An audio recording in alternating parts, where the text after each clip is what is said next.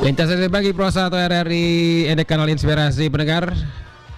Kita ke topik wawancara kita yang pertama di pagi ini, yaitu terkait dengan rencana kerja belanja Pilkada Lembata 2024 yang mencapai 36 miliar rupiah. Kita akan bersama dengan Sekretaris KPU Lembata, Jeremia Elia David Loase SIP, yang pagi ini sudah terhubung bersama kami di line telepon. Selamat pagi Pak Jeremia.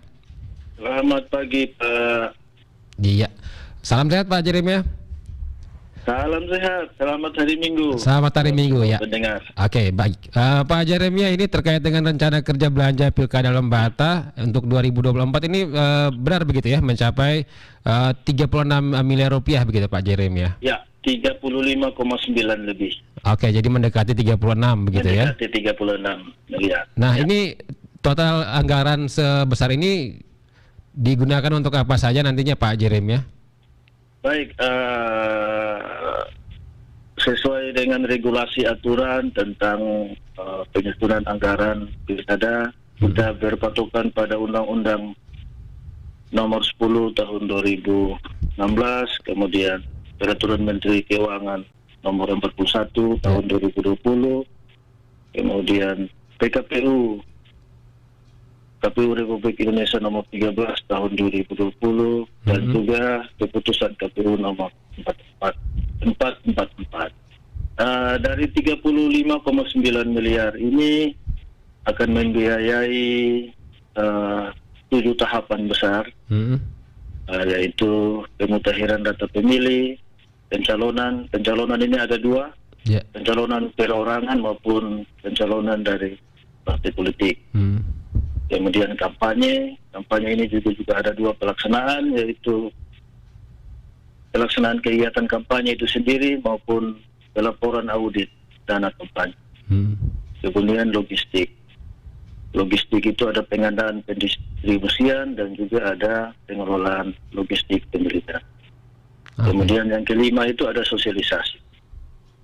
Kemudian yang keenam ada honorarium. Honorarium ini ada 3. Honorarium ad hoc, honorarium pokja, dan honorarium pengelola.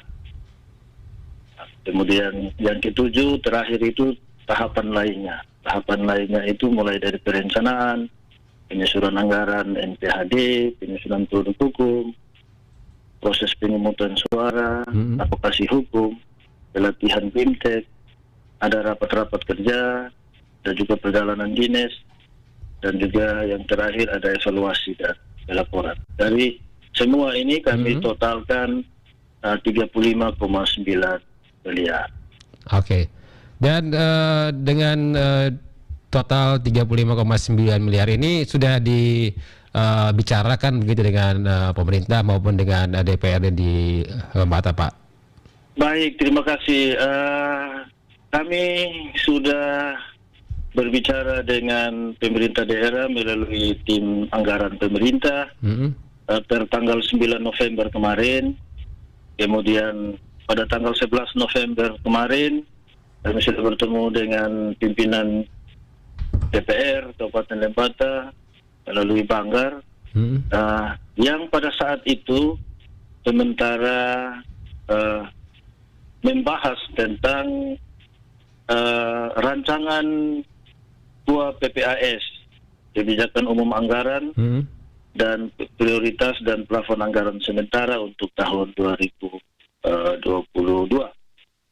Dan puji Tuhan, syukur, alhamdulillah, rancangan kita ini disepakati dan disetujui untuk akan dianggarkan pada 2023 dan 2024.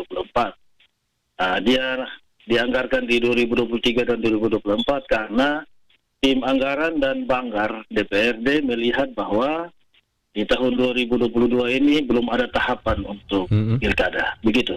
Oke, jadi nanti direncanakan di 2023 dianggarkan begitu ya? Ya, 2023 2 tahun. Karena cukup besar, kemampuan daerah juga terbatas sehingga akan dibagi dalam 2 tahun. Dan itu di 2023 dan 2024. Oke, dan itu disanggupi sejumlah 35,9 miliar rupiah itu ya? Ini kita belum dipastikan secara 100% apakah 35,9 ini disetujui. Tetapi nanti di tahun 2022 kami akan mempresentasikan secara baik kepada Panggar dan juga TAP pemerintah. Tetapi kesepakatan anggarannya itu ada di 2023 dan 2024. Oke, baik. Pak Elias, untuk di Lembata sendiri nih jumlah pemilihnya menurut data ini berapa sampai dengan saat ini yang sudah terdata? Sampai dengan saat ini pemilih di Lembata per Oktober kemarin itu 89.000 lebih pemilih. Dan kami punya proyeksi melalui komisioner dan juga admin data pemilih.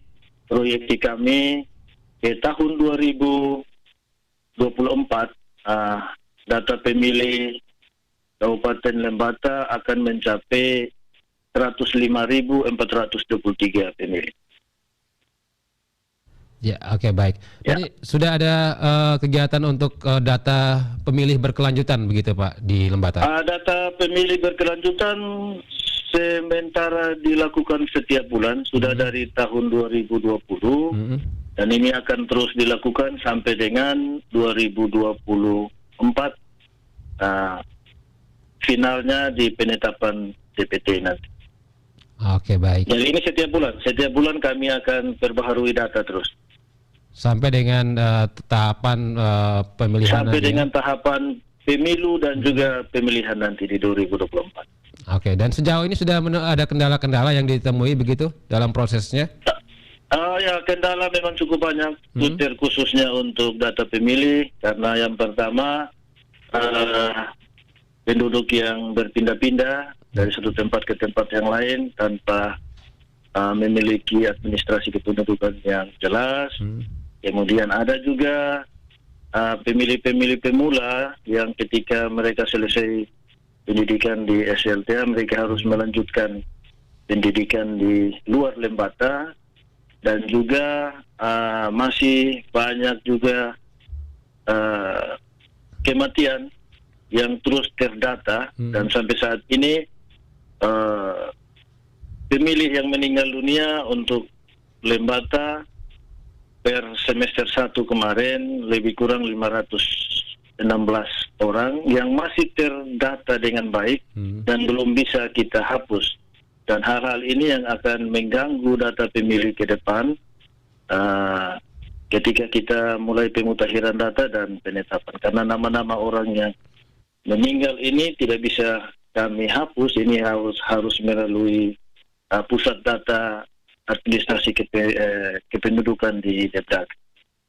Oke, baik. Dan makanya ini nanti akan terus dilakukan update begitu ya setiap bulannya? Ya, setiap bulannya.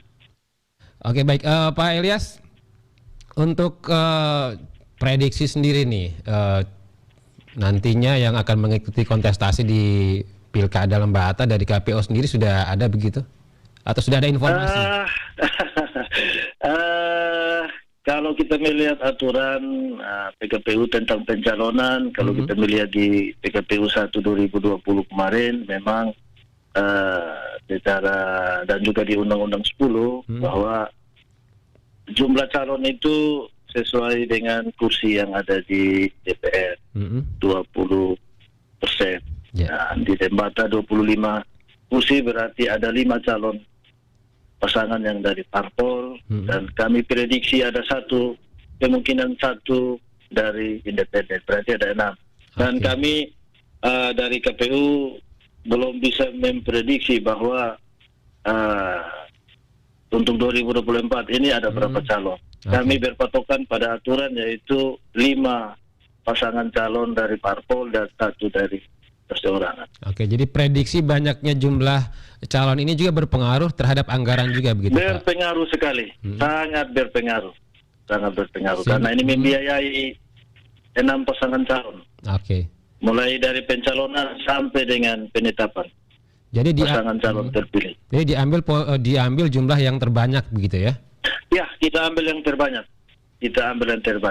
Kalau nantinya misalnya yang mengikuti tidak sampai dengan jumlah terbanyak begitu dan artinya ada kelebihan dana, nanti seperti apa mekanismenya Pak Elias? Mekanisme kelebihan dana kalau misalnya 2024 Lembata itu hanya diikuti oleh 3 pasangan calon, maka kita akan membiayai 3.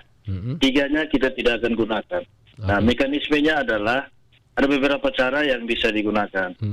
Kita akan berdiskusi dengan pemerintah daerah yang memberikan hibah kepada kita untuk dana pilkada. Yaitu yang pertama, kita bisa revisi untuk membiayai pos-pos yang tidak terbiayai dalam tahapan pilkada. Nah, ini kalau Pemda setujui, kita revisi. Tetapi kalau Pemda bilang tidak, maka kita juga tidak revisi. Begitu. Yang kedua, setelah semua tahapannya selesai, setelah laporan pertanggungjawaban LPJ semua selesai, maka kelebihan dana dari 3 pasangan calon yang tidak mengikuti pilkada itu akan kita kembalikan kepada pemerintah daerah. Oke, baik Pak Elias, terima kasih untuk informasinya. Bersama RRI ini kami nantikan update dan selanjutnya ini terkait dengan pilkada di Lembata Pak Elias ya. Siap. Terima kasih. Selamat beraktivitas. Selamat pagi Pak Elias. Selamat pagi. Pendengar, baru saja bersama kami Sekretaris KPUD Lembata yang sudah menyampaikan terkait dengan rencana kerja belanja pilkada Lembata ya, yang totalnya untuk 2024 ini mencapai 35,9 miliar rupiah. Tadi sudah dijabarkan juga untuk apa saja penggunaan anggaran tersebut ya. Dan kami masih akan terus hadirkan informasi-informasi lainnya untuk Anda di Lintas ND Pagi. Pastikan terus Anda masih bersama Pro 1 RRI ND Kanal Inspirasi.